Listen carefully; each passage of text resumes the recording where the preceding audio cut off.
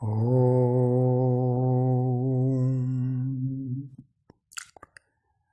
जाकी रही भावना जैसी, प्रभु मूरत देखी तिन तैसी।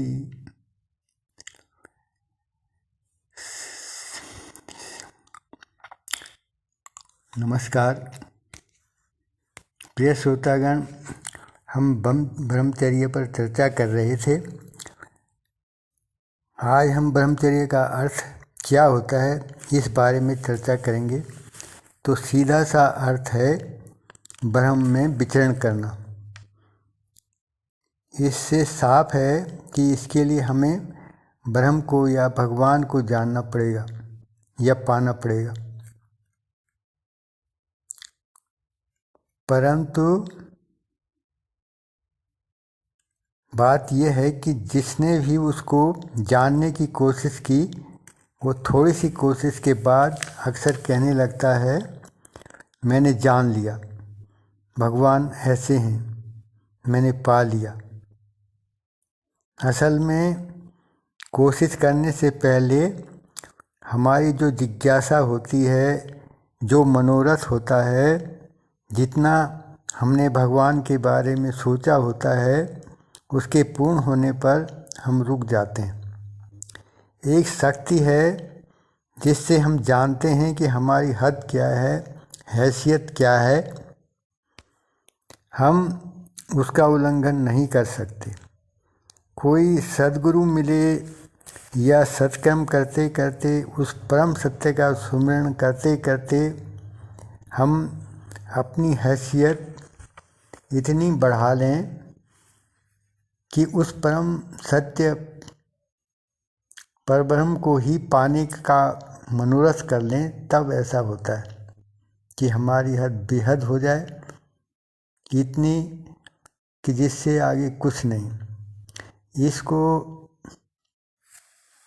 एक मोटे उदाहरण से समझें। पहलवान लोगों को हनुमान जी का ये रूप कि अतुलित बलधामा, वज्र की तरह मजबूत देह, दुष्ट दलन, जिनको देखकर दुष्ट थरथर कांपे, तो वे लोग हनुमान को इतना ही समझकर वैसा ही बनने का मनोरथ करते हैं, वही उनको अच्छा लगता है। तो जिस तरह हनुमान जी ने अपना लंगोट साधा है, उसी प्रकार लंगोट साध कर अर्थात ब्रह्मचर्य की साधना कर वैसा ही बनना चाहते हैं।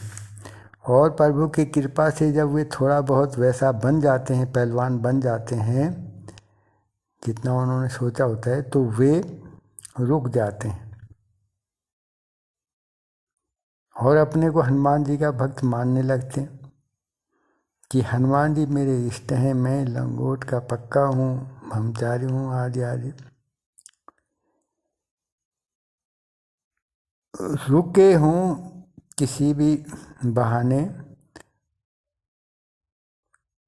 तो फिर धीरे धीरे उनका ब्रह्मचर्य भी लुप्त होता जाता है। असल में उन्होंने हनुमान जी का एक ही रूप देखा। हनुमान जी का जो दूसरा रूप है, जिससे उनकी खास पहचान है, वो उन्हें नहीं दिखाई दिया। वो ये कि हनुमान जी राम जी के बहुत बड़े भक्त हैं, उन्हें राम कथा से बहुत प्रेम है। तो ये भगवान की माया समझो, उतना ही दिखाई देता है हमें। इतना ही उन्होंने सोचा था, उतना हो गया। मुझे ये बातें इसलिए कर रहा हूँ कि मुझे पिछले वीडियो में युवाओं से जो बात कही थी मैंने, वो याद आ रही हैं।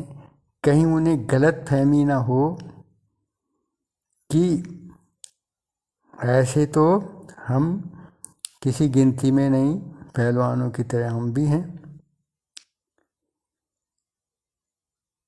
परंतु ऐसी बात नहीं है। ऐसे लोग और वे पहलवान लोग तो इस धरती के खिले हुए फूल हैं। उन्होंने किसी भी बहाने ब्रह्मचर्य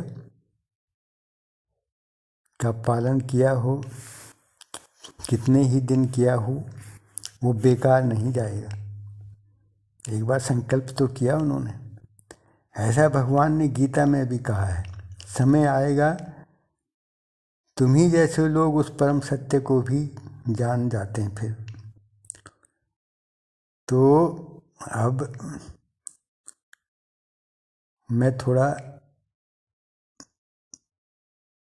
ऐसी बात करूँगा कि उसमें सांसारिक बातें थोड़ा कम होंगी, तो वो युवा उससे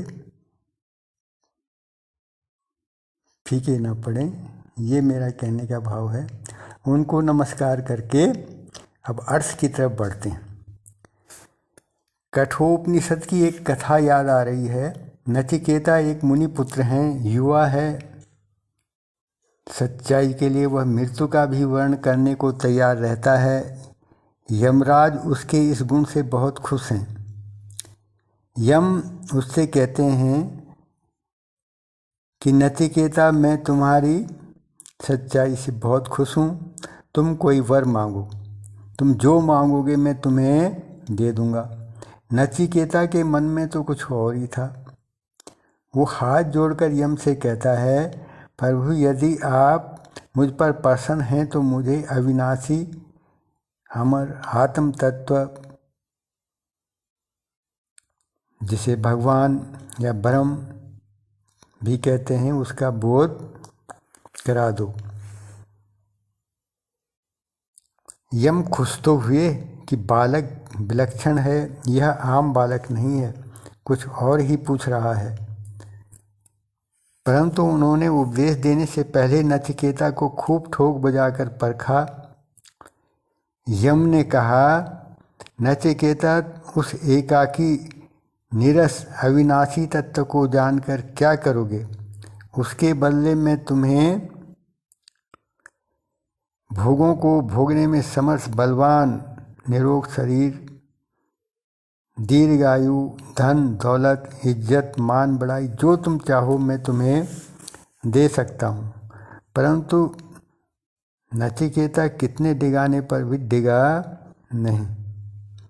उसने ब्रह्म तत्व के ही जानने की जिद की, जिसे यम निरस कह रहे थे। उस ब्रह्म तत्व के ब्रह्म सुख के सामने नचिकेता के ने बाकी सारे सुख निरस देखे, सबको ठुकरा दिया।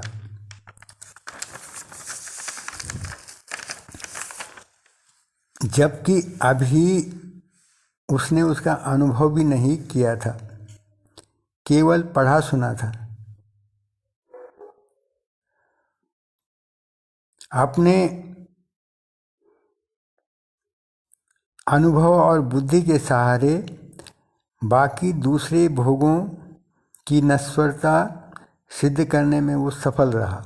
यमराज जी के सामने उन्होंने कितना ही बताया, पर उसने कहा ये तो सब नश्वर हैं। भगवान यम ने संतुष्ट होकर उसे ब्रह्म के लक्षण मतलब पहचान बताई। जैसे कि सारा जगत उसी से उत्पन्न होता है, उसी में लीन हो जाता है। वो पहले भी था, अब भी है, आगे भी रहेगा। वो भले बुरे कर्मों का फल देता है, आदि आदि। बहुत सी बातें उससे कही और कहा कि तुम साल भर बाद मेरे पास आना, तब तक ढूंढो, समझो, तब मुझे बताना कि तुमने उसे क्या जाना। नचिकेता प्रणाम करके चला गया। नचिकेता ब्रह्म के जो लक्षण गुरु ने बताए उनको पहले भी जानता था, परंतु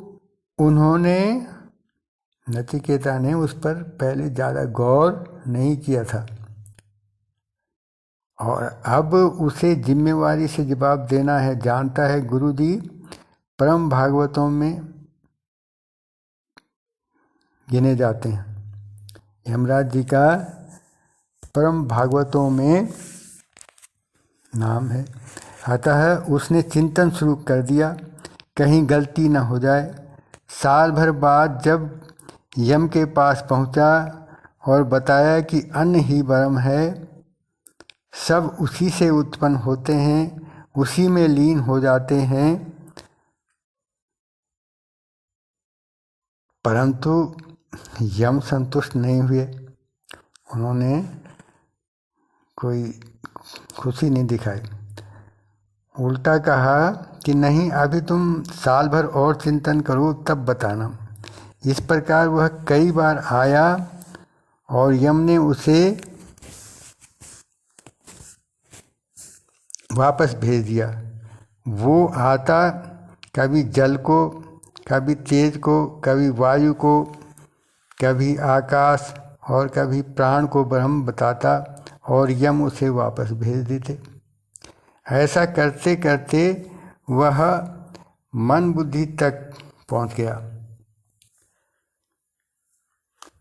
तो जब उसने आकर यम से कहा, समझ गया गुरुजी, सब मन बुद्धि का खेल है, यही ब्रह्म है, तो यम थोड़ा संतुष्ट हुए। नचिकेता को कहा, ठीक है, बैठो, बड़े हठीले हो। फिर दोनों में खूब सत्संग हुआ, ब्रह्म चर्चा हुई। अंत में यम ने कहा कि अगर कहने को कहें या नाम लेकर कहना पड़े तो ओम ही ब्रह्म का नाम है। इसमें जो बिंदु है उसमें रमने का, ध्यान लगाने का अभ्यास करना है, उसी में रमना है। तो ये सब सुनाने का मतलब ये है कि ये ब्रह्म इतनी आसानी से समझ में आने वाली चीज़ नहीं है। जड़ को छोड़ते छोड़ते मन को भोगों से हटाने के लिए हर एक हथकंडा अपनाते हैं, कभी समझा बुझा कर, कभी डांट डपट कर ब्रह्म का चिंतन करते हैं, फिर भी ब्रह्म परे परे ही दिखाई देता है। शास्त्र कहते हैं भगवान की महिमा, उसकी माया का पार, कि वो कैसे काम करती है, क्यों करती है, इसको मनुष्य पूर्ण रूप से नहीं समझ सकता। इसमें ऋषि लोगों ने, संतों ने लोक कल्याण के लिए जितना बताया है, हमें वही प्रमाण मानकर चलना पड़ता है। तो ब्रह्मचर्य के अर्थ पर थोड़ा और चर्चा हो, उसके लिए हमको एक आध मंत्र और संत मत का सहारा लेना पड़ेगा, उसी को प्रमाण मानकर आगे चलेंगे। कोई शरीर से ब्रह्मचारी रहने को ही ब्रह्मचर्य माने तो ठीक, उससे जितना बन पड़ता है, मैंने पहले भी उसे ठीक कहा है, बहुत अच्छा कहा है, परंतु यहाँ मैं मानसिक ब्रह्मचर्य की बात करूँगा, जिसका मतलब होता है मन को ब्रह्म में लगाना। परंतु जब मन बुद्धि को, ये थोड़ा ध्यान से सुनने की चीज़ है, कि जब मन बुद्धि को हम किसी पारलौकिक चीज़ पर या भगवान की तरफ सोचने समझने में लगाते हैं, तो हमारा अंतःकरण चार्ज होने लगता है। उसमें पड़ी हुई तमाम अच्छी बुरी भावना प्रकट होने लगती हैं। कुछ ऐसी भावनाएं या वासनाएं भी होंगी जो हमें अभी वैसा करने से रोकेंगी। इनका कितना भंडार है कुछ कह नहीं सकते, कई जन्मों का भंडार इनमें पड़ा होता है। हमारे पास इच्छा शक्ति की कमी हो, ज्ञान से समाधान कर पाने की सामर्थ्य की कमी हो, तो मन बुद्धि संसार में लौट आएंगे, नहीं कर पाएंगे उस ज्ञान को धारण।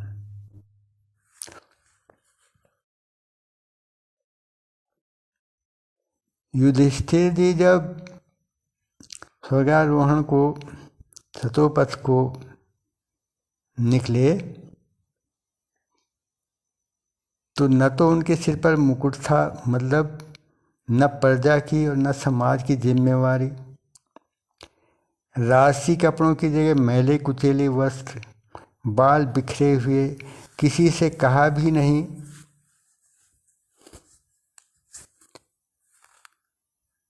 किसने चलना है, या रास्ते में कोई छूटता है तो कुछ सोच नहीं, कोई चिंता नहीं, परंतु वे उस मंजिल तक पहुंच ही गए जिसके बारे में उन्होंने सुना था, देखा नहीं। ठीक इसी तरह उधर मुंह करके थोड़ी चर्चा करेंगे। इसमें कौन कहाँ छूट जाता है उसकी चिंता नहीं करेंगे, ज़्यादा समझाने की, ज़्यादा व्याख्या की चिंता नहीं की जाएगी। तो अगर थोड़ा सा चलते हैं, थोड़ा ब्रह्म के बारे में चिंतन करेंगे। वैदिक संध्या में गायत्री मंत्र के जप से पहले मन को शांत शुद्ध करने के लिए, उस परमात्मा से जोड़ने के लिए सूर्य उपासना, प्राणायाम, नाड़ी शोधन नाम का प्राणायाम किया जाता है, आदि बहुत सी क्रियाएं की जाती हैं। उन्हीं में से एक क्रिया है अगमर्षण। इसमें एक अगमर्षण सूक्त नाम का मंत्र बोला जाता है।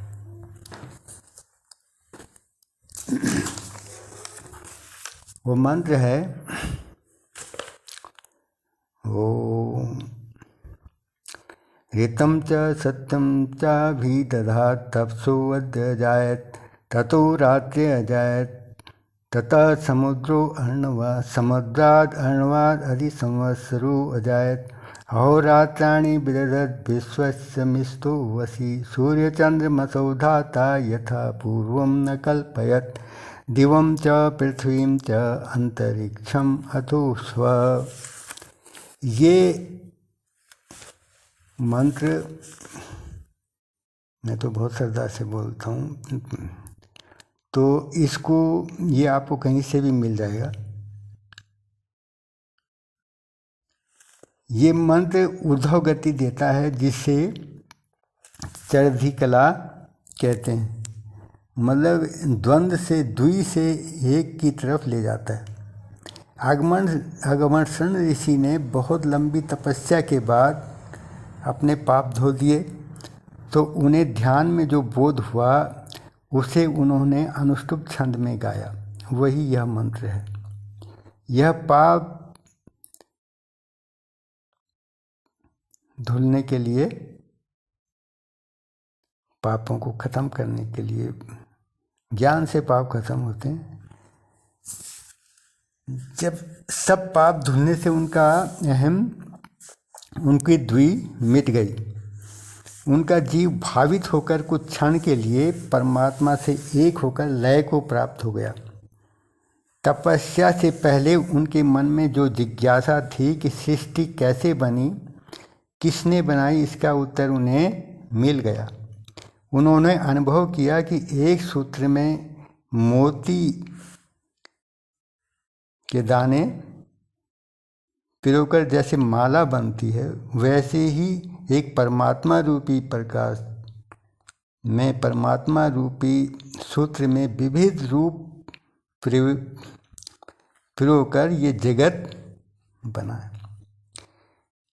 ऋषि को जब ये ज्ञान हुआ, वो कृतकृत हो गए, रोमांचित हो गए। अब इसका थोड़ा सा क्या है, इसमें खूबी थोड़ा अर्थ करने की कोशिश करूँगा। वैसे मुझे संस्कृत और खासकर व्याकरण का ज्ञान ना के बराबर है, फिर भी गुरु प्रसाद से, सत्संग से जैसा अनुभव में आ रहा है, मंत्र का अर्थ सरल भाषा में करने की कोशिश करता हूँ।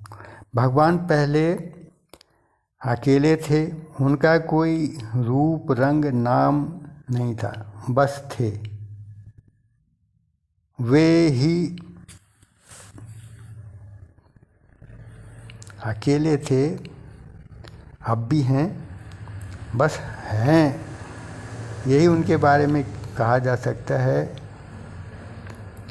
ऋषियों ने, विद्वानों ने, मनुष्यों ने वैसे उसको नाम भी दिया, सदाशिव, महाविष्णु, बिंदु, यहाँ तक कि कोई कला न होने के कारण उसको शून्य भी कहा है लोगों ने, जबकि रीत और सत्य, सृष्टि और सत्य उसमें थे, परंतु वे एकाकार थे, बिल्कुल एक रूप में। जब उन्होंने लीला करने की इच्छा की तो वे रीत और सत्य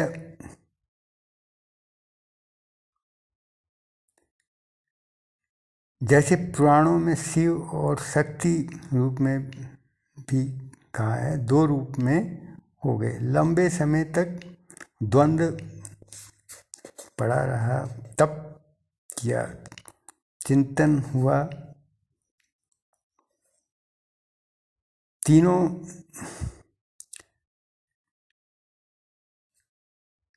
बातें मैं पहले भी बोला, तप, मैथुन, चिंतन, ये सब बातें एक ही समझना थे। तो उससे क्या पैदा हुआ, एक प्रकाश हुआ, विस्फोट हुआ, जिसे हिरण्यगर्भ भी कहते हैं। प्रकाश का मतलब समझ में आना भी होता है, कि समझ में आया कि सृष्टि कैसे बनेगी, सब उसका रूप रेखा तैयार हो गई।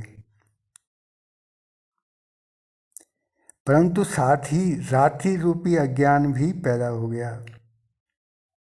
रात्रि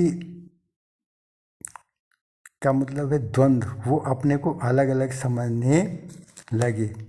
फिर तो सृष्टि बनने का क्रम चल पड़ा। भगवान को आनंद देने के लिए सृष्टि ने नाना रूप पैदा किए, बनाए। भगवान खुश होते तो और आगे बनाती। भगवान का खुश होना यही कि वह हर रूप में दृष्टा बनकर प्रवेश करके स्वीकृति देते। इस क्रम में पहले 24 तत्वों वाला समुद्र बना, जिससे क्षीर सागर भी कहा गया। उसमें जब भगवान ने प्रवेश किया तो उसका नाम पड़ा विष्णु।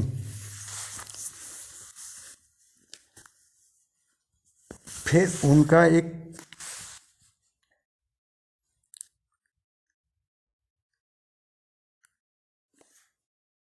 आगे की सृष्टि बढ़ाने के लिए एक और रूप पैदा हुआ, जिसने तमाम स्वभाव वाले जीव जंतु और उनके रहने के लिए 14 भुवन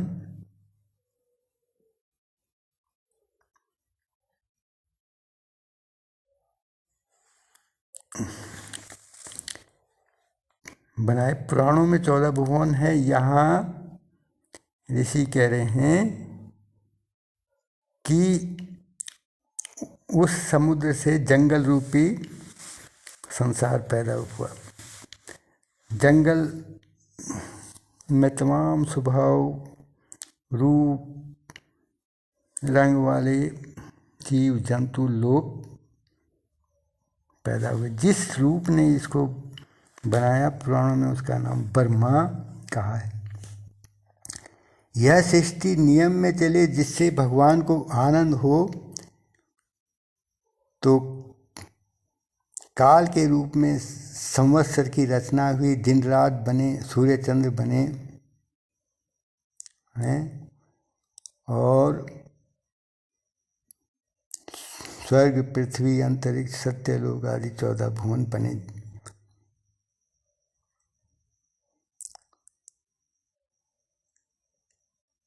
ये तो मंत्र का अर्थ सीधा सीधा कहा। अब कुछ अपना जोड़कर बोलें तो लगता है ऋषि को तत्व दर्शन से मतलब है, उन्हें माया के बंधन से छूटना है। तो उन्होंने माया का विस्तार कैसे हुआ इसका वर्णन करने की जरूरत नहीं समझी। पुराणों में इसका काफ़ी विस्तार से वर्णन है। कहने का भाव यह है कि एक ही तत्व अपने ही नियम के अधीन विविध रूप धरता गया और उसका भिन्न भिन्न नाम पड़ता गया। पुराणों में वर्णन है, ऋषियों की उत्पत्ति तक जब सृष्टि बन गई तब तक भगवान को कुछ कमी लगी, उतना आनंद नहीं आया जो वे चाह रहे थे। तो माया ने, वही ब्रह्मा, अब ब्रह्मा में माया है, भगवान नहीं दिखाई दे रहे, वो सब माया ही माया है, वो क्षीर सागर से नीचे। तो ब्रह्मा जी के शरीर के फिर 2 हिस्से हो गए और आगे की सृष्टि में और द्वंद्व बढ़ गया, मतलब अज्ञान बढ़ गया।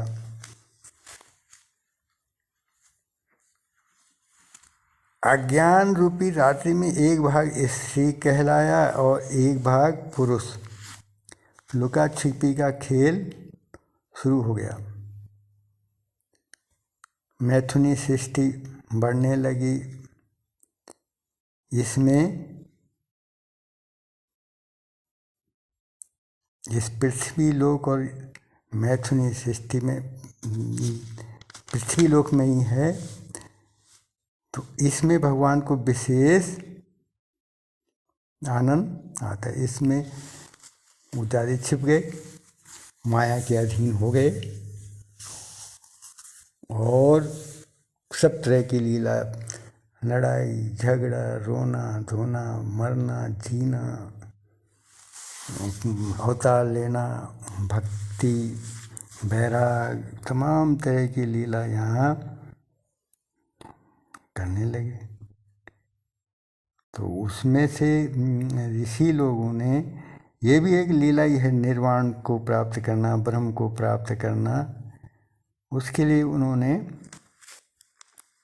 रास्ता स्वयं ही बताया किसी के माध्यम से।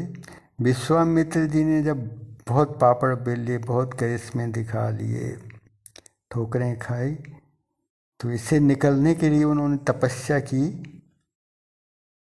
और तपस्या में उन्हें वही अगमर्षण वाला सूत्र में मणि की तरह भगवान सब में दिखाई दिए। भूर्भुवस्सुः, मतलब यहाँ तीनों लोग लिखे हैं, तीनों का मतलब सब जगह भगवान का प्रकाश देखा उन्हें।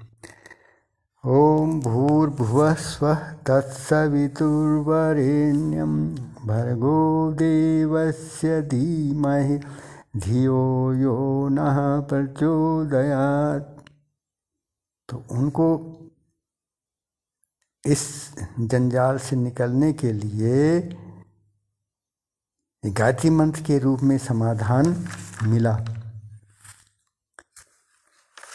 इस मंत्र की बहुत महिमा है, शायद आप लोगों ने सुनी होगी।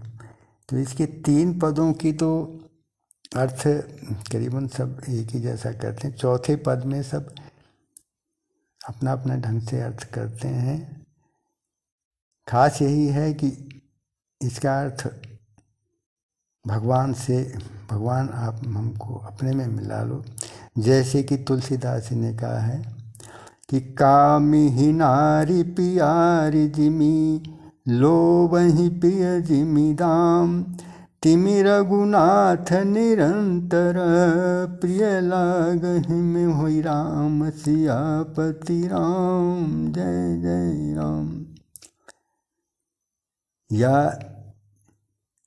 जैसे पार्वती जी ने शिव को चाहा, हे प्रभु मैं आपको ऐसे चाहूँ, मतलब अब जैसे तांत्रिक लोग बोलते हैं कि विपरीत रति से भगवान मिलते हैं। अब मेरे को सुख आप में ही दिखाई दे। ऐसा करके आदमी जब चलता है इस संसार में, विश्वम से जय कहने, तो भगवान मिलते हैं। कई लोगों ने इससे भगवान की प्राप्ति की है, ब्रह्म को जाना है। परंतु ये पृथ्वी लोग खास वो है, तो इसमें द्वंद्व में युद्ध तो है ही, लड़ाई झगड़ा तो है ही। जिसकी तरफ भगवान होंगे उसकी विजय होती है, ऐसा सोचकर सत्य की जय होती है। ऐसा करके चलने से भगवान भी खुश होते हैं, हमारा मन भी खुश होता है। इसी को अपने टाइम में बाबा नानक ने देखा, लोगों में एक दूसरे से घृणा नफरत है, लड़ाई झगड़े में लगे हैं, तो क्या गाया, अफजल अल्लाह नूर पाया, कुदरत ते सब बंदे, एक नूर ते सब जग उपजा, कौन भले कौन मंदे। ऐसा कहकर उन्होंने कहा कि झूठी बातों के लिए लड़ाई झगड़ा मत करो, हम सब एक ईश्वर की संतान हैं। एक अकाल पुरुष ओंकार को साधो हैं, और इसी को चढ़ती कला वाला कहते हैं। असली में मन बुद्धि शरीर आदि सब हमारी खुशी के लिए ये सारा व्यापार करती हैं। हम पता नहीं कर्मों के किस जंजाल में फंस गए कि सब दुश्मन से लड़ते हैं। निकलना है तो संत कहते हैं भोगों में संयम रखो, ब्रह्मचर्य का पालन करो। भोगों से पूरा मुख मोड़ लोगे तो यही प्रकृति तुमको आत्म पद पर, परमात्म पद पर बिठा देगी। इसी कोशिश का नाम ब्रह्मचर्य है। परंतु यह कहने की अपेक्षा करने की चीज़ ज़्यादा है।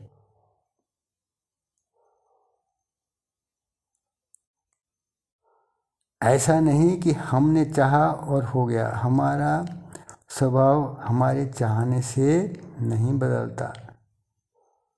हमें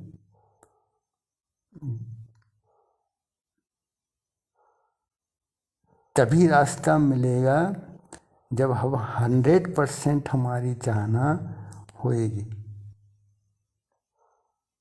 अपनी पूरी कोशिश से चला जाए, ध्येय केवल एक ही हो, भगवान की प्राप्ति, भगवान की खुशी, दिखावा बिल्कुल ना हो। सुख दुख को प्रकृति के नियम का प्रतिफल मानकर प्रसाद के रूप में स्वीकार करें तो यह प्रकृति सच्ची माता पिता बनकर अभिष्ट की प्राप्ति करा देती।